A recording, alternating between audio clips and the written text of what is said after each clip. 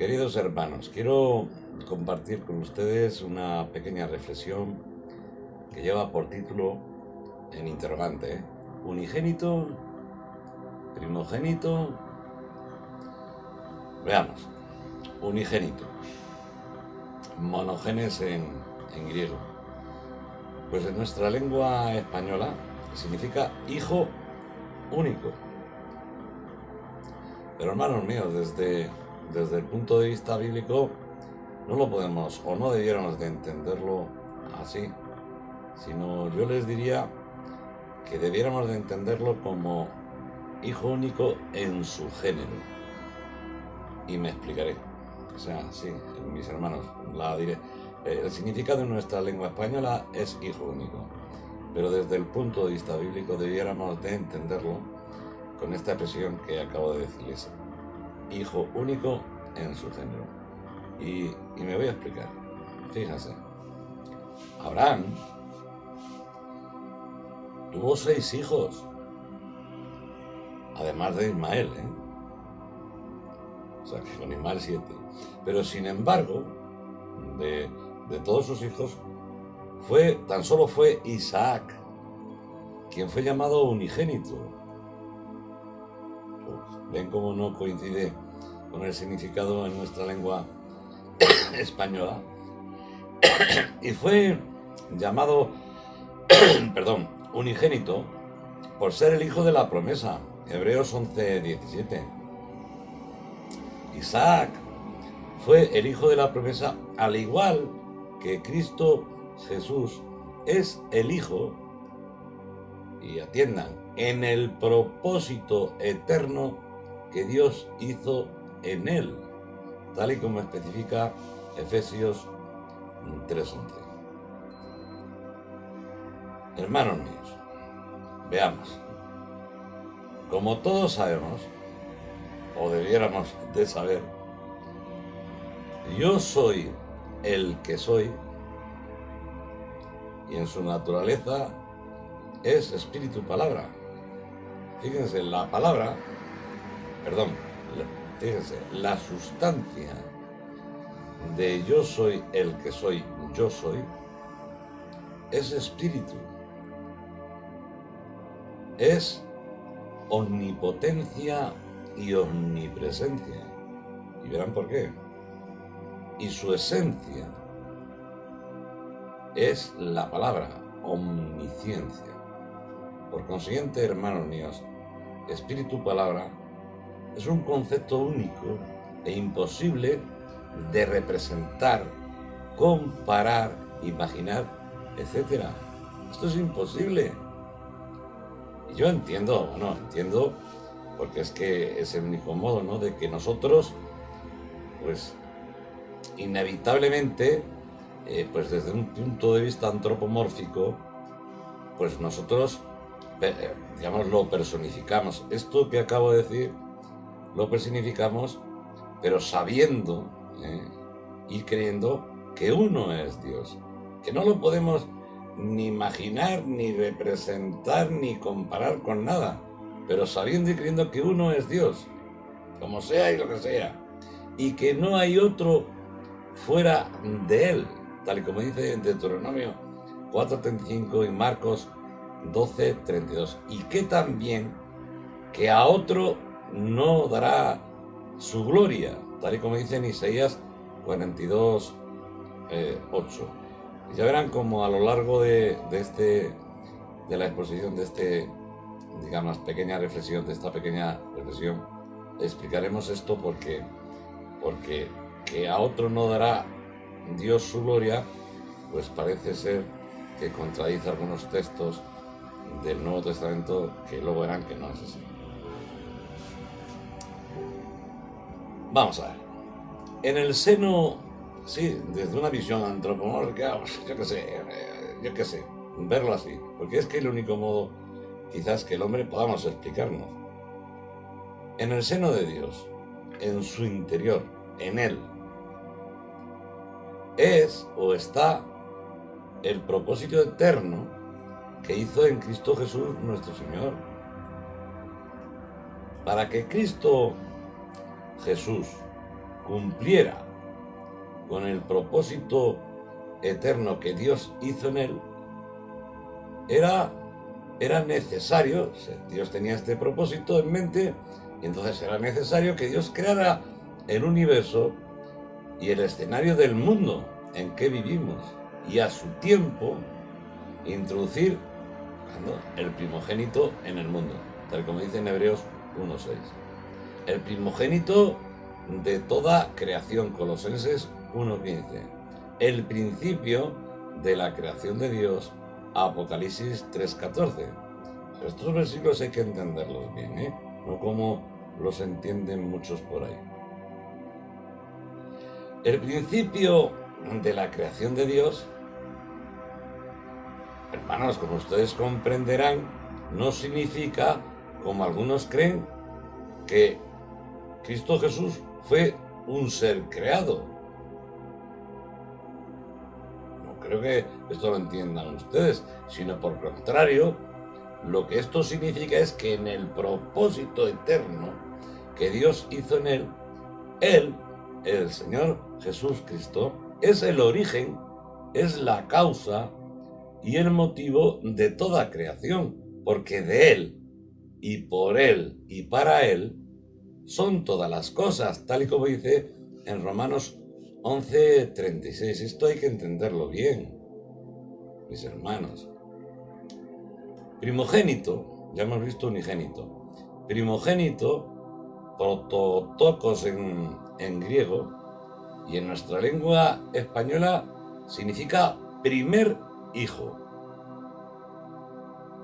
Pero fíjense, desde el punto de vista bíblico, además, significa preeminencia. En el mundo, hermanos míos, y en toda creación, en el mundo y en toda creación, Cristo Jesús ocupó y ocupa el lugar más preeminente. Antes de que viniera aquí y estar en carne aquí en la tierra, pues estaba en el propósito eterno que Dios hizo en él, estaba en el seno de Dios, en la mente, en el pensamiento, en el corazón de Dios. A Dios, yo soy el que soy, yo soy. Amados hermanos, no podemos ubicarlo en el espacio porque Él lo ocupa todo, porque todas las cosas proceden de Él. Ni tampoco podemos limitarlo en el tiempo, porque Él es en el eterno presente. Para Dios, 1000 años son como un día, y un día como 1000 años. Segunda de Pedro 3:8. Así que, amados hermanos, lo que trato de decirles es que la presciencia, no persistencia, no, la presciencia, el previo conocimiento que Dios tiene de todas las cosas, se produce pues porque Dios es en el eterno presente, aun cuando en la tierra transcurran miles y miles y miles de millones de años. Y yo comprendo que esto, y desde nuestra mente finita, es imposible entenderlo. Es imposible entenderlo.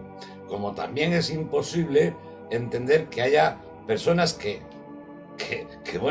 quieran comparar, imaginarse y representar a Dios, pues desde pues como si fuera una persona.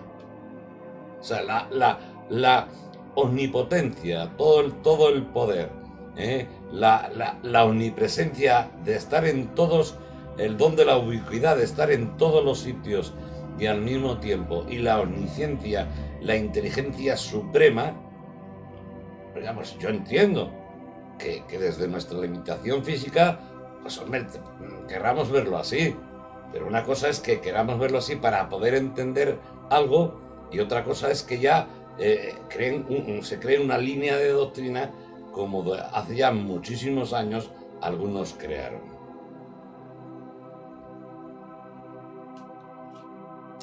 Sí, hermanos míos, se habla mucho Sí, se habla mucho del propósito de Dios, pero me gustaría recalcar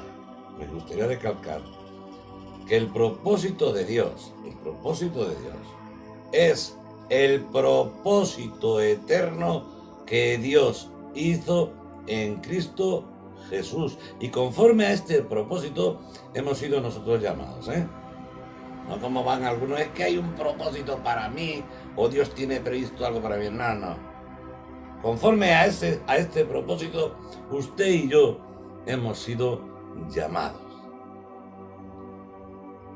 Porque, amados hermanos, toda la Escritura converge en Cristo Jesús.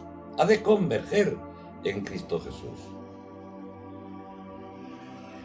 Por tanto, y en esta pequeña reflexión, hermanos míos, me voy a ceñir a la dispensación en la que evidentemente nos encontramos, porque es que hay que hablar siempre y ver las cosas en el contexto en el que estamos. Y en el contexto en el que estamos, hermanos míos, es la dispensación de la gracia. No porque lo diga la Biblia, esto es una expresión que nosotros hemos establecido que, bueno, que tiene fundamento bíblico, pero no está escrito así en la Biblia, ¿eh? Por las razones que fueren, Dios creó seres vivientes, tanto en el cielo como en la tierra. Pero, hermanos míos, los creó libres. Dios los creó libres, porque Dios deseaba ser todo en todos, pero no por imposición. Dios creó a estos seres vivientes, tanto en los cielos como en la tierra. Dios los creó libres. Y los creó, Dios los creó para que, y concretamente, digamos, a nosotros los seres humanos, Dios nos creó para que participáramos de su naturaleza y la manifestáramos llenando la tierra de su gloria y de este modo siendo Dios todo en todos. Y para que esto fuera así era absolutamente imprescindible que permanecieran en Él y que fueran en Él en una perfecta unidad. Tenían que ser uno en Él, porque Dios no da a otro su gloria.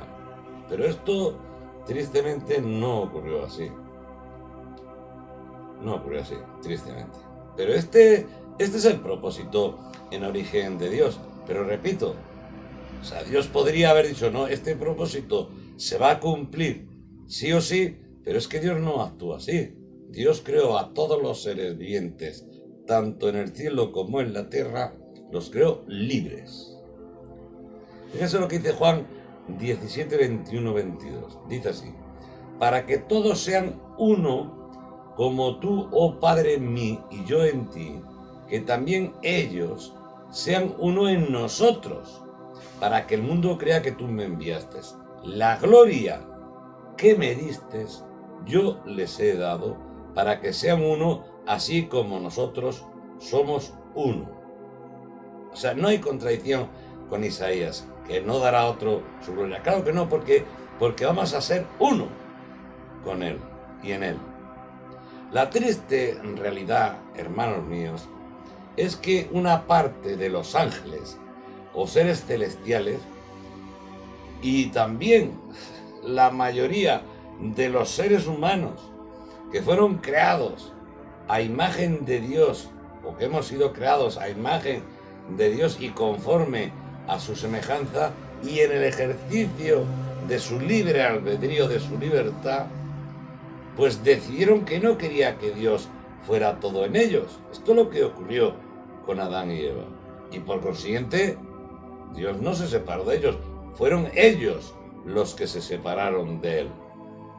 Así que por cuanto nuestros primeros padres pecaron al desobedecerle, se separaron de Él, muriendo espiritualmente y dejando de participar de la naturaleza de Dios, espíritu, palabra, o palabra, espíritu. Aquí el orden de los factores no altera nada.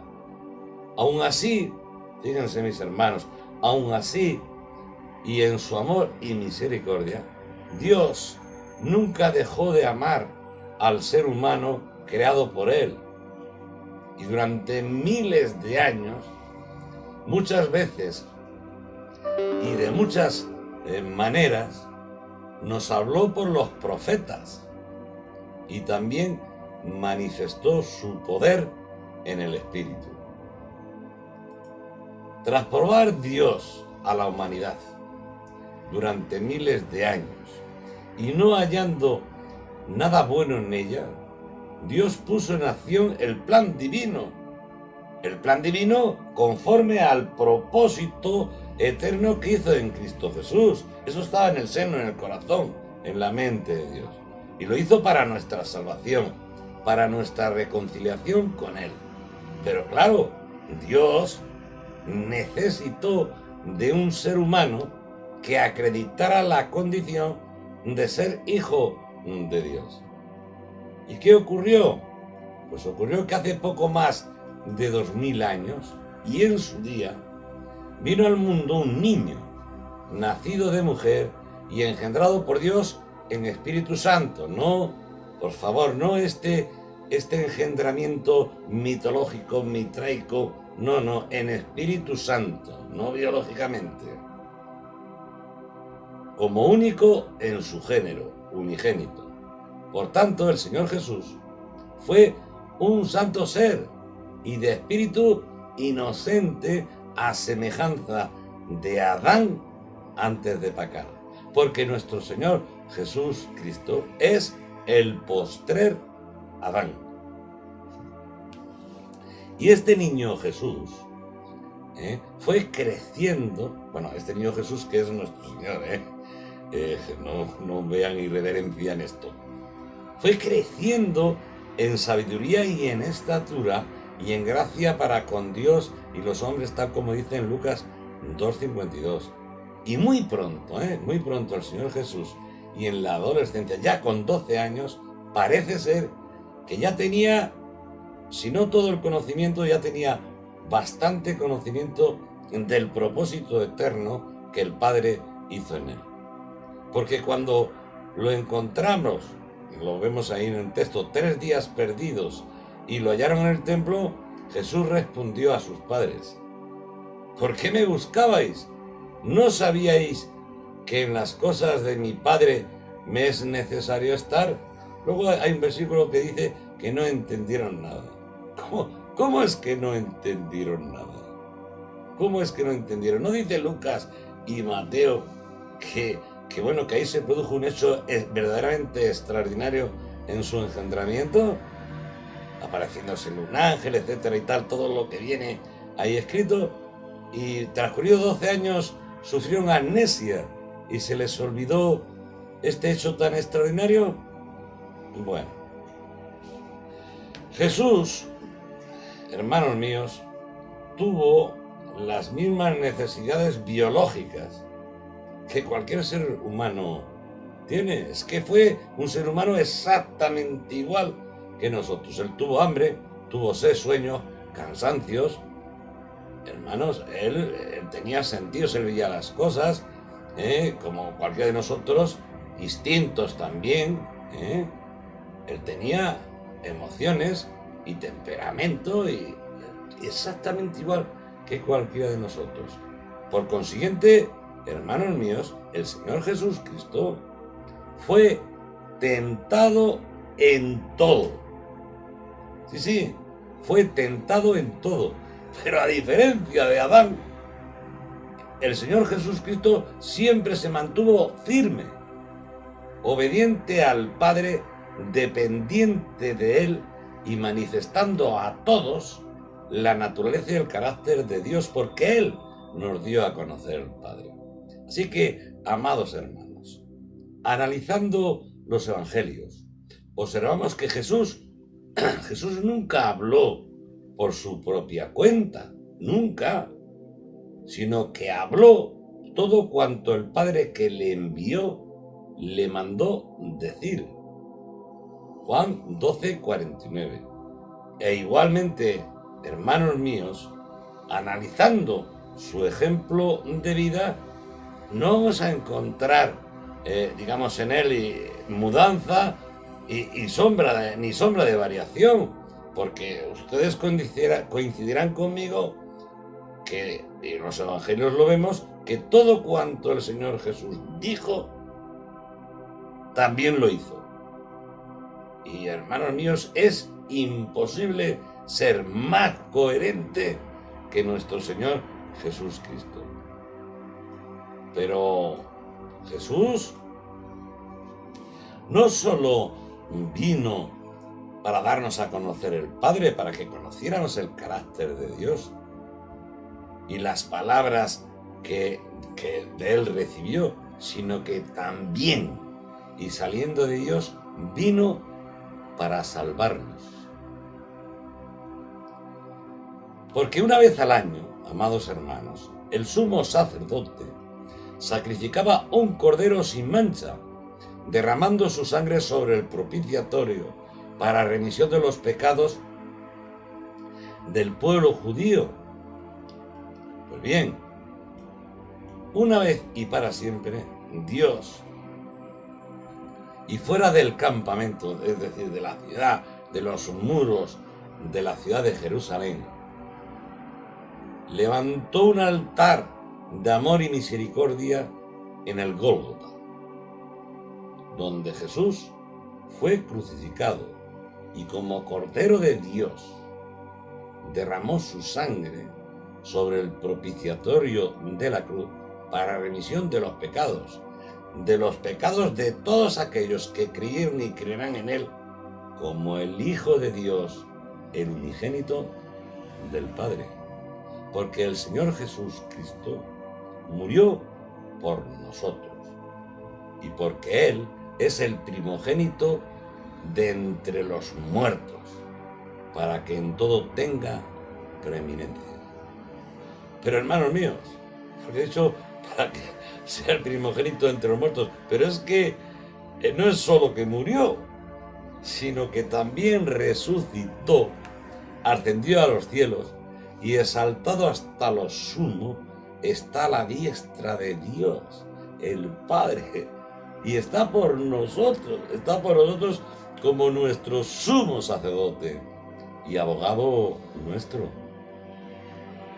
Jesús conoció el propósito que Dios hizo en él y por consiguiente conoció, sí, el Señor Jesús en este propósito conoció la gloria que tenía, tiene y tendrá, porque actualmente, en el día de hoy, está glorificado a la diestra del Padre, habiendo recibido todo poder y potestad, y porque sabe el Señor Jesús que cuando Él venga nuevamente, ya no va a venir como el resplandor de la gloria de Dios, sino que vendrá en la manifestación de la gloria del gran Dios, en la gloria de su Padre con los santos ángeles. Y para concluir, hermanos míos, esta pequeña reflexión, resaltar que es en esta dispensación de la gracia cuando nos es revelado el misterio escondido desde los siglos en Dios, que no es otro que Cristo en nosotros, la esperanza de gloria. Y como en numerosas ocasiones, hermano, he escrito en mis escritos y también he dicho en mis vídeos, Dios es palabra espíritu, y es por ello que Dios primeramente se manifestó por la palabra en Cristo, la palabra hecha carne, y actualmente en Espíritu Santo. Y de este modo, todos los engendrados por la palabra hemos nacido también del Espíritu, y por consiguiente también nosotros somos, al igual que el Señor Jesús Cristo, participantes de la naturaleza divina. El Señor Jesús Cristo es el Hijo de Dios y nosotros somos hijos de Dios, adoptados como hijos de Dios, herederos de Dios y coherederos con Cristo, el cual es, amados hermanos, el primogénito entre muchos hermanos. Es nuestro hermano mayor. Dios les bendiga grandemente.